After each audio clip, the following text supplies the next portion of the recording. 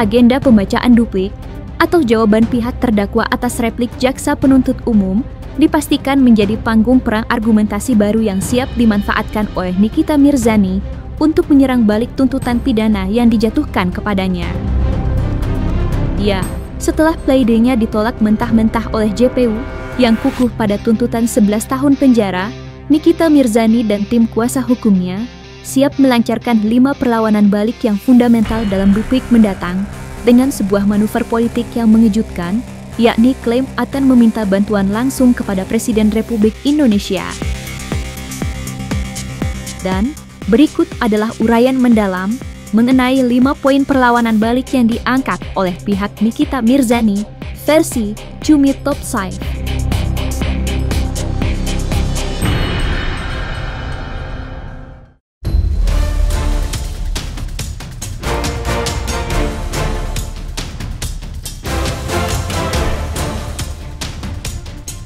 Setelah playday atau nota pembelaan Nikita Mirzani ditolak mentah-mentah oleh JPU melalui pembacaan replik, kini giliran Nikita Mirzani dan tim kuasa hukumnya yang bersiap melancarkan serangan balik dalam agenda pembacaan duplik.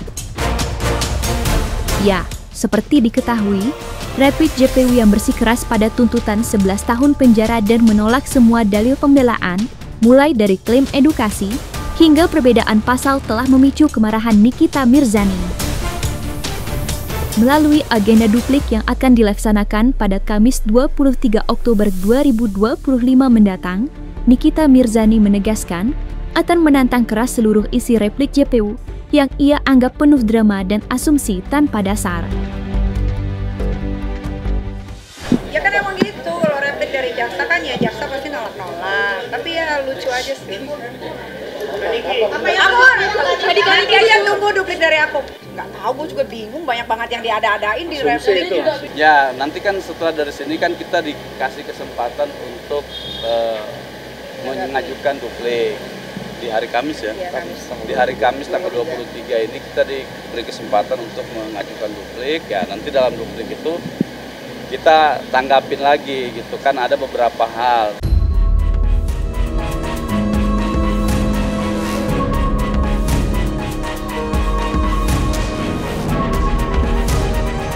Nikita Mirzani secara terbuka dan emosional menanggapi replik JPU dengan menyebutnya lucu dan penuh drama. Lebih jauh lagi, ia melontarkan tudingan serius yang mengguncang ruang sidang. Nikita menilai replik JPU tidak didasarkan pada profesionalitas hukum, melainkan dipicu oleh dendam atau sentimen pribadi dari para jaksa. Serangan personal itu yang pertama disampaikan oleh jaksa melalui repliknya itu adalah bahwa kami itu disuruh belajar lagi lah kira-kira begitu ya. Nah, saya pikir ini kan bukan soal rananya ya, soal ranah mengenai apakah itu adalah konteks dari sebuah argumentasi hukum, itu tidak lagi ke sana. Kalau kita mau berdebat hukum ya, jangan menyerang personal gitu.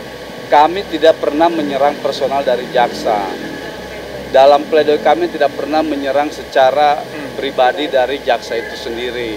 Jaksa yang menangani perkara ini tidak pernah kami bilang bahwa Anda itu harus belajar, bahwa Anda itu harus bekerja lebih bagus. Tidak seperti itu ya.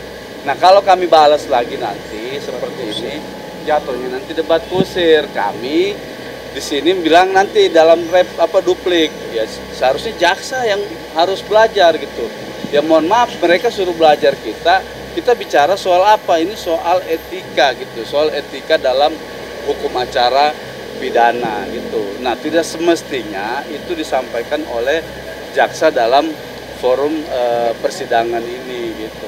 Adapun perdebatan kita selama ini di dalam persidangan itu adalah perdebatan yang biasa-biasa saja gitu. Jangan diartikan perdebatan itu sebagai sebuah permusuhan, apalagi itu permusuhan personal gitu ya.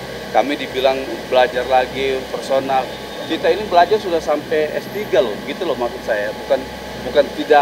Bukan kita tidak mau merespon mereka, tapi mereka itu yang memulai gitu ya. Nanti kemudian kalau kita balas ya jangan juga nanti tersinggung kalau misalnya ada balasan dari kami sebagai penasihat hukum gitu.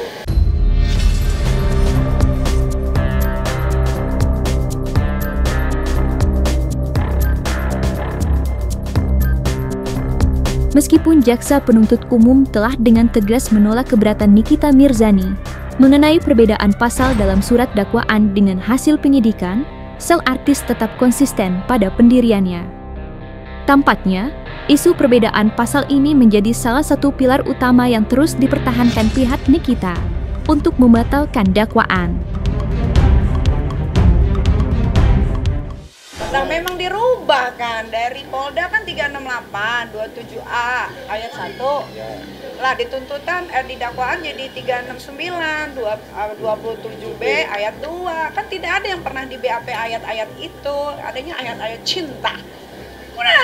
Kalau dibilang kami tidak sesuai fakta, bagaimana dengan mereka yang tidak menguraikan fakta yang sebenarnya?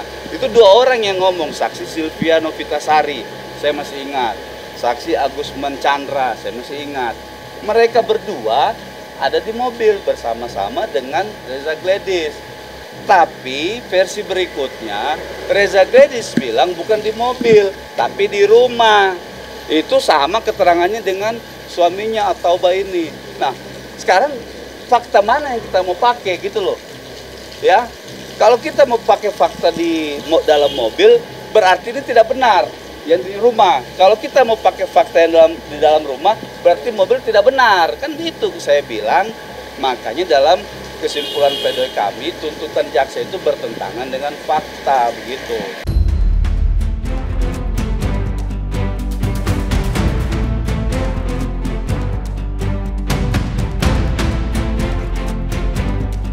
Perlawanan Nikita Mirzani terhadap tuntutan JPU memasuki babak baru yang semakin dramatis.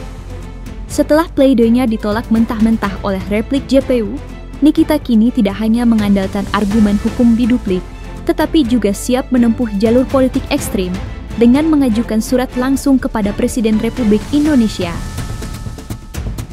Kesiapan Nikita Mirzani untuk mengirimkan surat ke Presiden ini menegaskan bahwa ia tidak akan menyerah pada tuntutan JPU. Hal ini menjadi manuver politik yang paling dinantikan dalam agenda duplik, memperlihatkan upaya maksimal sang artis untuk mencari kebebasan di luar mekanisme pengadilan biasa. Ya intinya dalam surat itu kita minta bahwa perlindungan hukum terhadap Nikita atas proses hukum yang dialami dia ini, gitu kan, terdapat beberapa kejanggalan-kejanggalan. Nah, kami meminta kepada Bapak Presiden ya, kepada Jaksa Agung untuk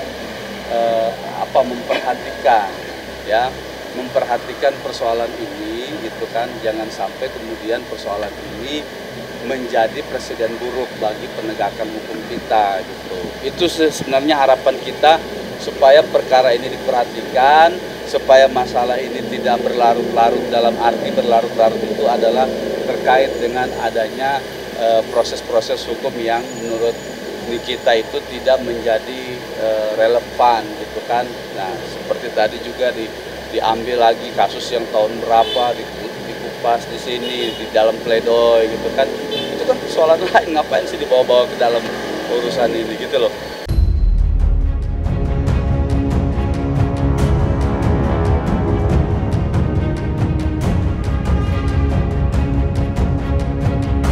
Dalam pernyataan yang mengejutkan, Nikita Mirzani secara terang-terangan melontarkan sindiran keras bahwa semua JPU yang menangani kasusnya memiliki catatan atau riwayat kasus tersendiri. Tudingan ini merupakan upaya nyata pihak Nikita untuk mendelegitimasi replik JPU. Meskipun Nikita tidak menyertakan bukti spesifik di muka umum, sindiran pedas ini menjadi salah satu amunisi utama yang akan ia gunakan dalam agenda duplik. Ia berharap tudingan ini dapat menumbuhkan keraguan terhadap validitas tuntutan 11 tahun penjara yang diajukan oleh para jaksa.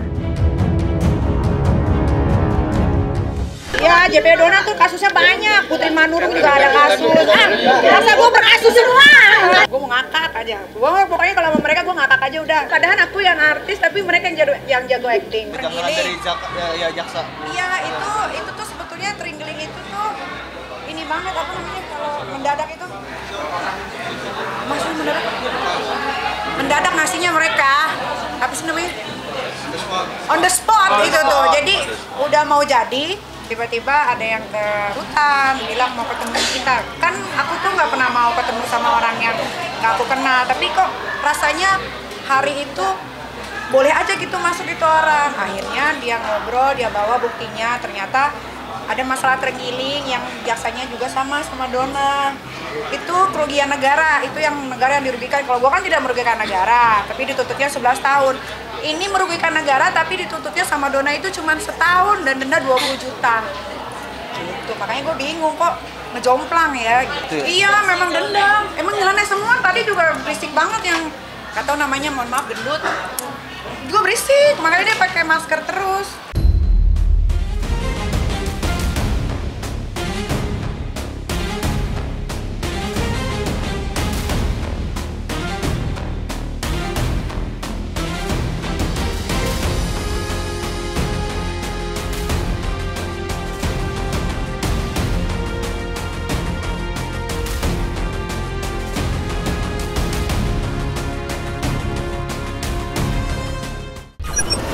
One, two, three.